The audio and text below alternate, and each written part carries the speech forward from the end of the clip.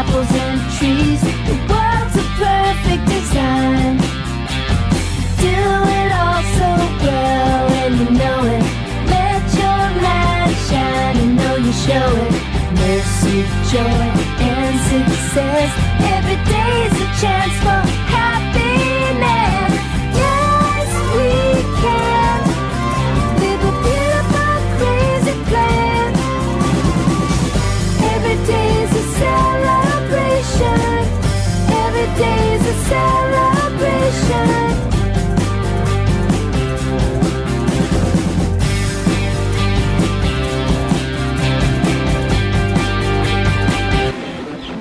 Welcome to the Great Song Adventure.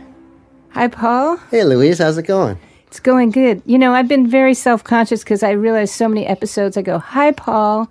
So lately I've just been thinking, don't say hi, Paul. But it's unnatural. I like hi, Paul. Okay. I really like when your mom said, thank you, Paul, at the end of yours. I thought that was great. Carole King just thanked me, so. Yeah. Well, I'm at the stage where I like hearing my name. You've been thanked by a lot of great songwriters. That means something to me. Yeah.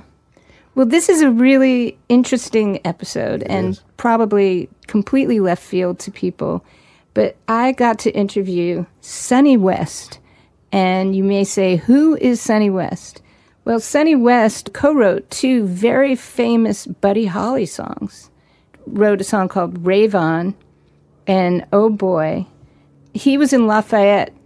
Buddy Holly was influential to so many major bands. The Beatles credited him, the Stones credited him. Bruce Springsteen said he would sing Rave On before shows just to get amped up and get his voice going, and it excited him. And he was a huge influence and unfortunately was killed in a plane crash and had a massive legacy for just the very few years that he was alive. Yeah.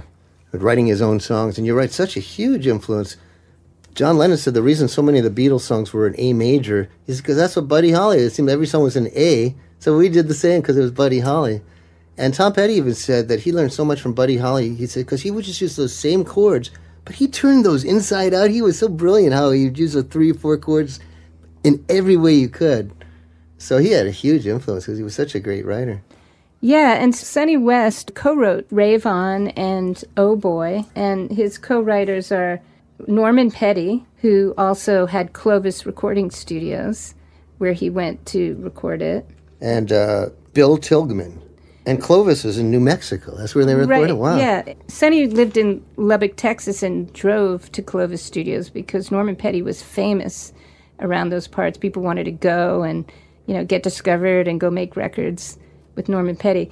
There's great stories. It turns out the song Every Day, there's a little piano, little toy piano that you hear, and it's actually Norman Petty's wife playing it on the recording. Every day, it's getting closer. You know, these are considered rock iconic songs, and yet they were recorded not with loud guitars. You know, there's power in That's right. having things pure. Yeah. They were very simply recorded, but they were real. They weren't overdubbing anything. It was all real. Yeah, I was fortunate to be invited to this event, which was a think tank of local musicians from Louisiana and other parts all writing together. And because it was partially sponsored by the Buddy Holly Foundation, which is Maria Elena, Buddy Holly's widow, I was invited to participate in that. Peter Bradley Jr., who also does Chris Difford's songwriting events, they support a lot of new songwriters coming in and writing with established writers. So I happened to walk into the breakfast room that day, and Sonny West is there, and he was sitting there with Kevin McGowan, and they were having breakfast, and they allowed me to sit down at breakfast and do this interview with them. Yeah, it's great that Kevin's on there, too. So he's a songwriter as well. Yes, he was also in the event. So You know, you mentioned how Buddy Holly died, and it was on a plane crash in '59 with the Big Bopper and Richie Valens. They all died. But what I didn't know is Dion was supposed to be on that plane as well, but couldn't afford it. I think it was $36. He didn't have the $36. He felt bad, so he had to drive, but he didn't die. So it was good for Dion. Wow, I didn't know that story. Yeah. That's amazing. Sonny West's real name by birth is Joe Sonny West, and it was fantastic. Yeah, it's great you got it from him. Get to talk about Buddy Holly with the source. That's great. Yeah, so here we go. Sonny West. I came here for a songwriting event, which is the first ever one. It's called Solo, South Louisiana Songwriters. It's been an amazing time. And today I walk into the room to get my coffee and I meet Sonny West, and he's gracious enough to talk to us today. I can start, let's say 1956, I was 18 and I wanted to make a record. And I lived close to Lubbock, and Buddy Holly lived in Lubbock. So I didn't know Buddy Holly like whenever I was a young kid, but I knew him then because we were both trying the same stuff.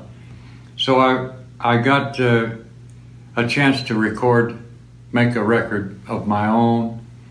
And so I was doing some rockabilly stuff, and I got to go to, myself and my brother-in-law arranged to go to Clovis, New Mexico, which is about 90 miles from Lubbock. It's just over the line in New Mexico, and small little sleepy town.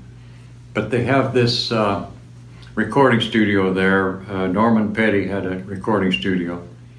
And went over there to talk to him about making a record and making our own label and stuff like that. We had all kinds of dreams about this stuff.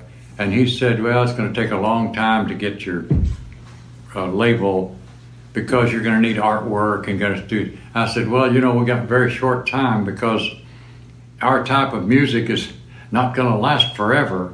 In fact, it's already probably on the decline. So anyway, I wrote a couple of songs. I wrote one and I got another song worked with it, worked backside of this record. And we did a recording there in Clovis, New Mexico for me, and put out a record and put it out on Norman's label. He said, you can use my label. I've already got them printed up. All you got to do is tell the printer what name you want on it, what the name of the song is. And they already have the labels already pre-printed. Mm-hmm. And RCA and Chicago's, that's where he had everything printed. So we had a few records made. And it was a song called Rockola Ruby. It's about a jukebox and a juke joint and a gal that likes to dance that's a jukebox and all that. Play the jukebox. And it didn't sell. So about that time, Buddy was recording some stuff in Nashville with Decca. He come back to Lubbock in the meantime, back and forth. And so I decided I'm going to have to write some music of my own. Well, that's the only way I could get anything out of my own is to write it. I didn't know any writers, so, to go and get a song from somebody. And so I recorded a demo of Oh Boy in Clovis. It was about the first part of 1957, like maybe February. Mm-hmm. And that's the time Buddy started going over there to Clovis to record because he had lost his contract with Decca, so he was trying to get a group together to do a bunch of his songs. He wasn't going to give up on this music, so they were recording That'll Be the Day, just what myself and Kevin was talking about how they recorded That'll Be the Day. And Kevin McGowan, who's in the room with us right now. Kevin McGowan. Thank you. Hi. Hi, Kevin. Hi, Louise. Here, let me turn this mic over here. Sure. So, how you doing? I'm great. Yeah, and what brings you here to Lafayette? Songwriting and Buddy Holly and Peter Bradley Jr., a good friend, yeah. So you're playing some Buddy Holly songs in your set? I do all the time when I play. I love it. It keeps you on fire and simple and pure, and it's the roots of American rock and roll. I love it. It's very joyful. Didn't Bruce Springsteen say that, Rave On's like the best rock and roll song ever written?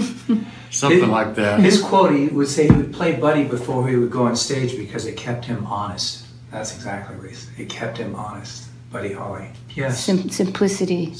To me, he was like the pop Hank Williams. Very simple songs, you understood him, but he had a melodic thing going on that was a little more pop. He took a little bit, but his roots were Bill Monroe and Hank Williams, the greats, that he had a great schooling. He arrived at a time that was really right in the cradle of music, of rock and roll. And when Elvis came through town, boom, it just set it all on fire, that rockabilly thing. Mm-hmm. But Buddy was a songwriter and a great musician, whereas Elvis is a great singer and performer.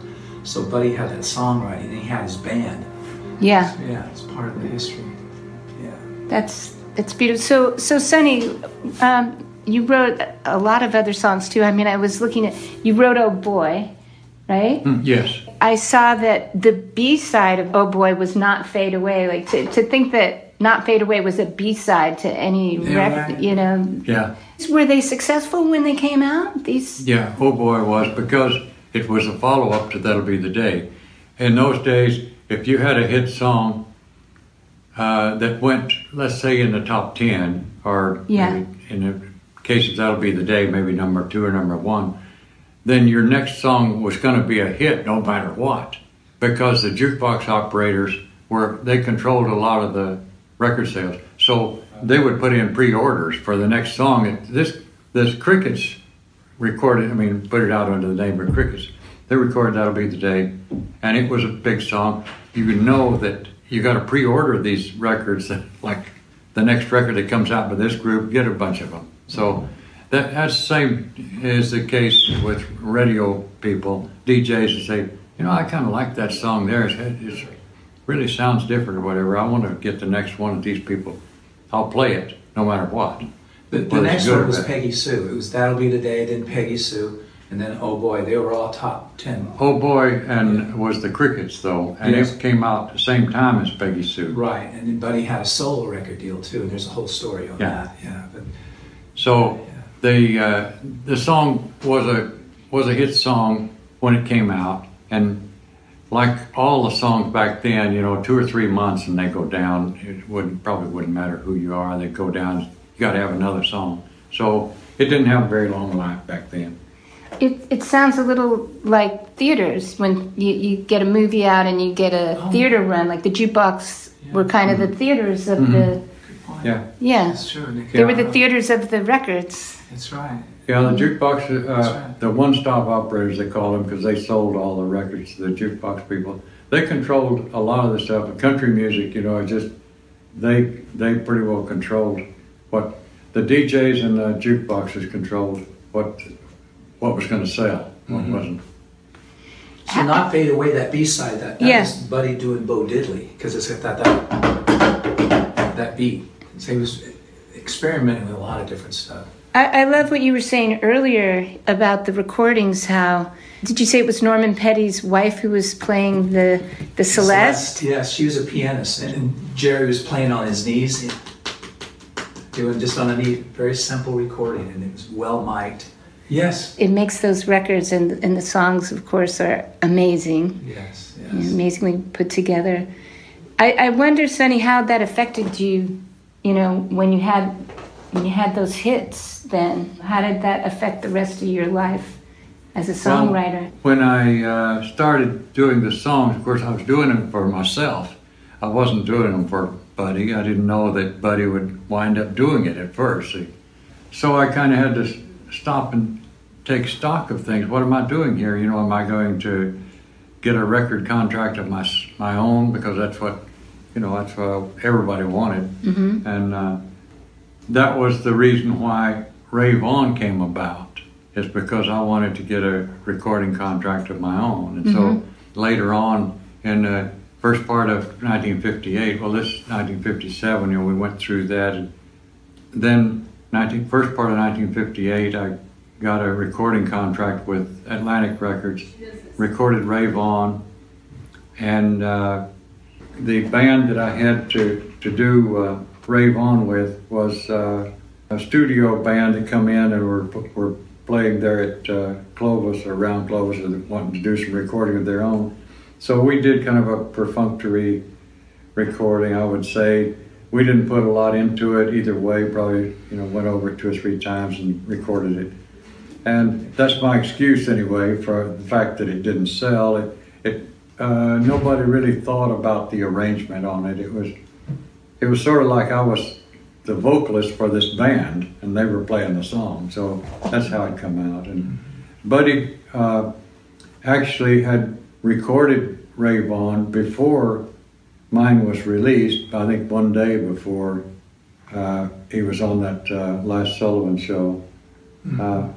He recorded Rave On in New York, but they were recording that because he wanted to put it in an album, and they, because of the success of Peggy Sue and Take Your Time, they wanted to put out an album in his own name, so they were getting some about, and he wanted to record the song.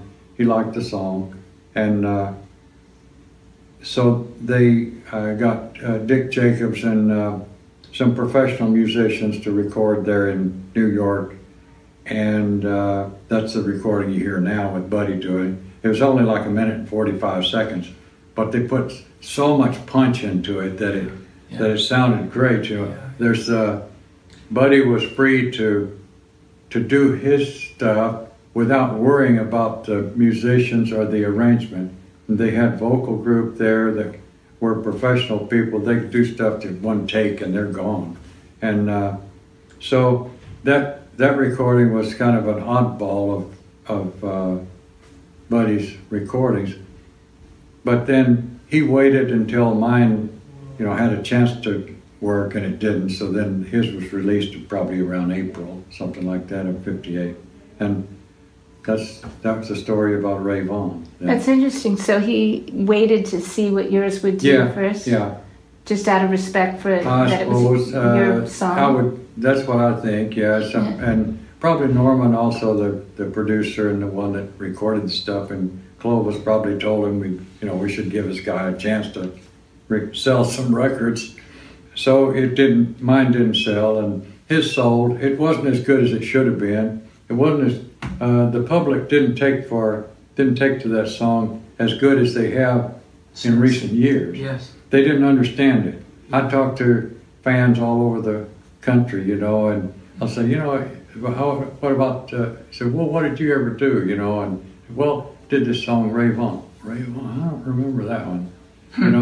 And you say a few lines of, yeah, maybe so, little things you say and do make me want to be with you. It sounds kind of familiar. So that was my experience with Buddy, is getting those songs recorded. I had no idea they would go past a year or two, that anyone would ever want to hear them again. Mm-hmm. Because that's what we were looking at, is maybe 2 years, maybe 5 years at the most. Yeah. As all I was thinking about. And, as things turned out, he got killed in a plane crash, big tragedy. And for about 15 years, Holly's name was dead here in America. In the UK and in Europe, it did fairly well, but the royalties were poor, especially in America. The Beatles came along, and then a lot of the other people from the 70s, and 80s. But it picked up in the mid-70s. Yeah. Here we are, so many years later. Yes. And it's bigger than it ever was. Yes, it's part of American. Who would ever thought? Yeah, it's a big part of the history of America. Sure. American. And the phrase "rave on" it's an energetic phrase. It's like, I say it all the time. Keep rocking. Yeah. Yeah. It's a nice way to say that. It is. Was it a phrase of the times, would you say? Would people say that? The phrase? Yeah. It was in a record made by Carl Perkins, and he didn't use that. He used it as one of these yell-out phrases, mm-hmm. Rave on, brother, or something like that. About maybe the guitar player is going to play his riff or something. Yeah. And that's the only time I heard it in a pop song. I've heard it some in the black community with the churches, but it's the only time I've ever heard of it used. But and of course, people that are writing. Writers use it, raving about some review, using that as a review point. Mm-hmm. So they've used that for a long time in writing. Whenever they review a Broadway show or something, they'll have rave reviews, and then they have some that are not so great. Mm-hmm. Well, you know, I was writing, there's some great songwriters here. Peter Case is here, Travis Meadows, Jim Lauderdale. I mean, that's the short list. What do you think about songs and what they mean? The wind blew yesterday, but the wind needs to blow again today. And what would you tell someone just starting out writing songs about their job? Is it important to be writing songs? Yes, it's important to write songs. It's just like important to write prose.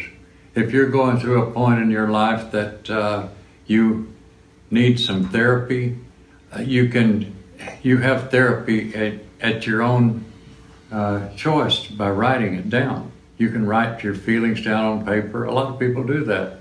So I kind of think that songwriting is a little like that. Now, some people write maybe just to try to sell a song, but many times it's therapy to write things. Same way as playing. If you play, it's a real good therapy to play because you're always coming up with something new. Now, as far as some of these songs that you hear on the radio that just repeat the same phrase over and over, and it wasn't very good to begin with, that gets a little old. But I think if a person should write, but you should think about the next song as your best one. You should think of it that way and try to do your best. Absolute best. I like that. Think your next song is your best one. That's a good thing. If you don't, then you're just saying, well, I'm just adding something where we don't really need it. But if you think the next song is the best one, I want to think about a song, and I'm not a good example of someone who writes a lot of songs, as you can probably tell, but what I want and what I get is two different things. But what I want is a song that people will know all over the country, all over the world. That's what I'm looking for. Now, I don't find it, but it's there. I don't want to just say, I wrote 10 songs today. I wrote 50 songs this week. I don't care to do that. But that's me. A song that matters as opposed to just another I'd song. rather have one song that people know all over the world, or the world as we know it, and than to have 100 songs that are mediocre as far as sales and as far as people knowing them. Yeah.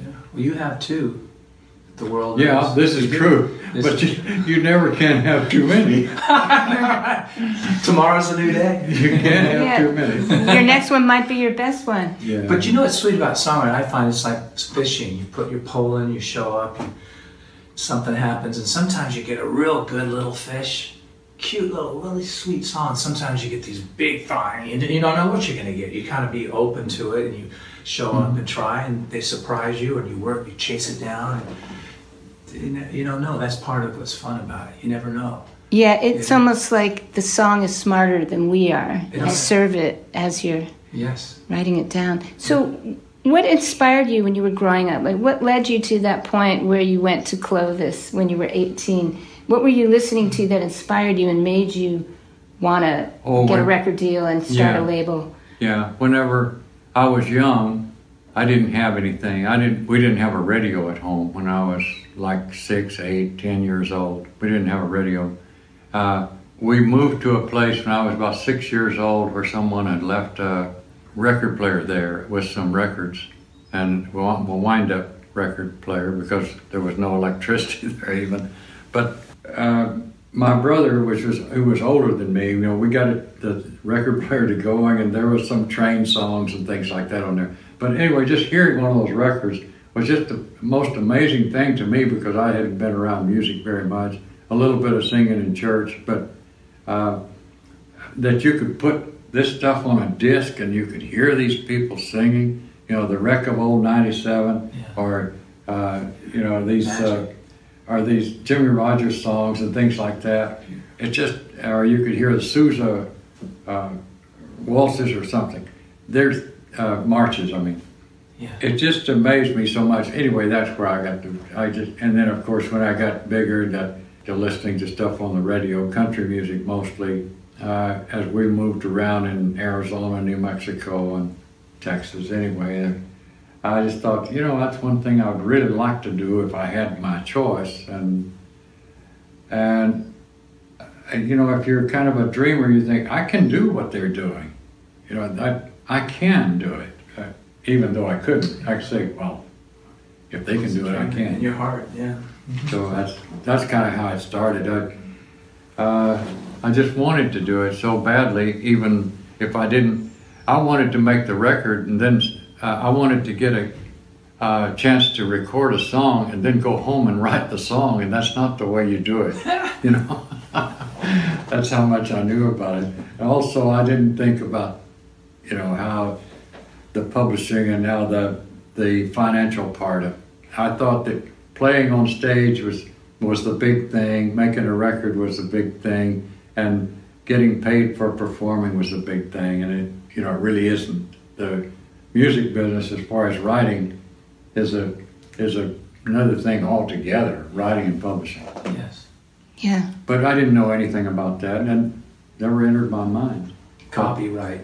Yeah. Yeah, I knew how to copyright, but that's about it. Yeah. A lot of people thought publishing was just like sheet music. Yeah. You get to see it on notes. Yeah. It's not Yeah, it's ownership. That's a piece of whole paper. thing. Yeah. Yeah. It's like, that's where And it's the same as writing books, you know. It's you need a publisher because he needs to protect your interest and his. But the publisher owns the song, you know, all this. Yeah. Your folks are in business for so many years, and they've written everything, so.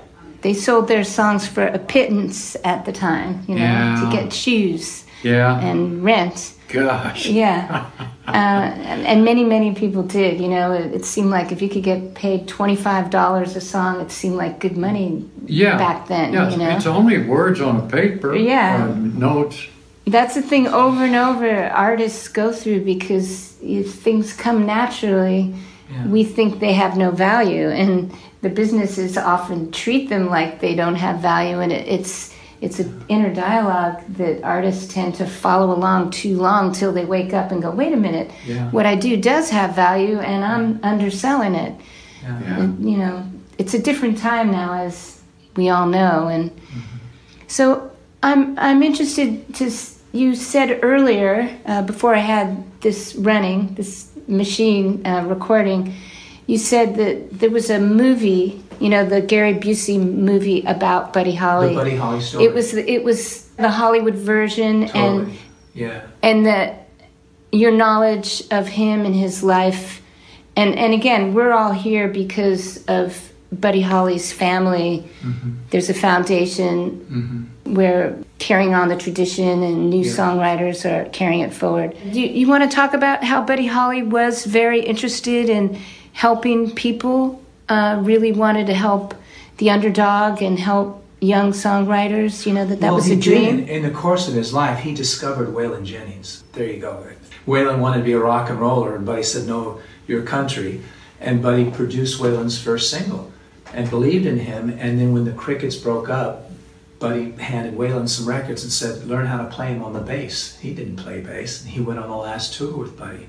And then Buddy had plans to open up a studio and a publishing company in Lubbock before he had passed away. And he had a lot of plans. He wanted to record with Ray Charles and Mahalia Jackson as a producer. He wanted to make movies, and he wanted to help people. Richie Valens and him became good friends. He wanted to work with Richie. And so he was a guy who passed on at 22. It was just amazing. All the different people he knew and the influences he had. And he was a very powerful, well-driven man.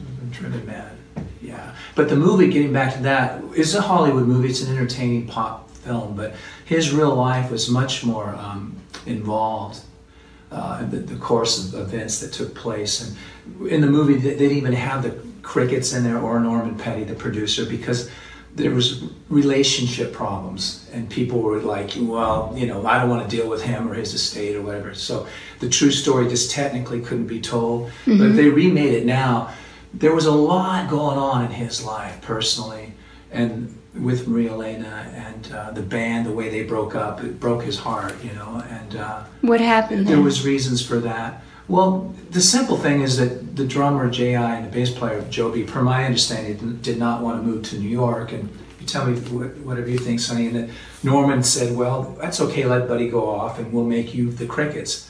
But Buddy wasn't in that band, and Buddy didn't want the band to break up. And I think, personally, what do you think, Sonny? They probably would have gotten back together again. I think the story is that they called him the night he passed away. They called Maria Elena, and she said, well, he's on the road. And so they were trying to get back to him because they realized they couldn't do anything without Buddy. Mm-hmm. And they were a good band, you know. I think that they would have gone forward. Buddy wanted to go back to England. He was huge in Europe, and especially London and England. He's toured there a whole month. He did over 50 gigs in 1 month of March of '58, and went on this show called the Palladium, which is like the Ed Sullivan Show. And that's the first time that Keith Richards and Eric Clapton and Jeff Beck and all these people saw a Stratocaster guitar when he went on. What is that thing he's playing? You know, and has a capo he's playing, and they learned so much. And that's a band that does their own songs. So the roots of the Beatles, this story and the Stones, is seeing a band sing their own songs, you know. And so Buddy, before he passed on, told Maria Elena he wanted to go back to London and tour around there, and he would have done all that, I think. So, yeah. Has music enriched your life? Pardon me? Has music and songwriting enriched your life? Absolutely. No doubt about it. And it's your whole life, really. You know, other relationships have to give way to music usually, one way or another. Yeah. Well, like Jim Morrison said, music is your only friend until the end. Day to day, it's a good friend. It keeps you company, it keeps you inspired. You learn things too. Songwriting is a thing where you learn about life. You learn about whatever's on your mind. You have this thing, and you can do it in your own individual way, which is beautiful. We could take a song called Love You Baby, and you'd write 3 different songs based on who you are. Mm-hmm. But it's something to pursue, and you solve problems when you're going through things, and then you get through them. And I'm better now, but that song is still there. You know, mm-hmm. It exists, and somebody else might go through that and go, I get that. That's the point. That's the job, I think, is empathy. Yes. Yeah. Creating something that exists. If somebody says, "Oh, he said it for me," that's exactly. Honey, come here, listen to that. That's us, right? Yeah, that is a beautiful thing. An intention. Yes. There's an intention to go fishing and find those songs. Absolutely. Yeah. Well, I thank you both for letting me bust in on your breakfast here. Oh, thank you. Thank you, Louise. Let's go have lunch. Yeah, let's have some real lunch instead of these eggs. These mix them with water eggs. Yeah, see what they got. All right. Well, thank you very much. Thank you, Kevin. Louise. Thanks, Sonny. Thanks a lot. All right. Thank you. It was Louise Goffin talking to Sonny West, who worked with Buddy Holly and wrote 2 of his songs, and the other songwriter, Kevin McGowan, who was there too. And that was a wonderful conversation. And I love the ending of that too, because I really find it songwriters who have the most appreciation of songs, that they really recognize. And he said empathy is the job. When you can create empathy and provide meaning with a song for someone else's life, that's a pretty great thing to do. I love that he said, always think of your next song as your best. You know, that's a really healthy thing to look at.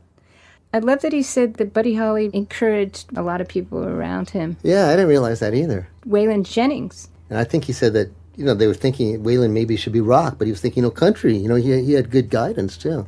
Fantastic. Yeah. All right. Well, that was a great one. Thanks for getting that. Oh, yeah. Never went to pass up an opportunity. We're the Great Song Adventure. We have some great episodes coming up. We seem to not run out of talented people to talk to. There's a lot of great songwriters around. They should all talk to us, but we're going to eventually talk to all of the great ones, and the great ones coming up, too.